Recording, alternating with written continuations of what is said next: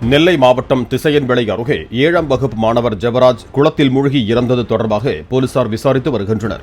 நேற்று மதியம் பள்ளி முடிந்ததும் வீட்டுக்கு செல்லாமல் நந்தன் குளத்தில் குளிக்கச் சென்ற ஜெபராஜ் நீச்சல் தெரியாததால் சகதியில் சிக்கியதால் இறந்திருக்கலாம் என கூறப்படுகிறது.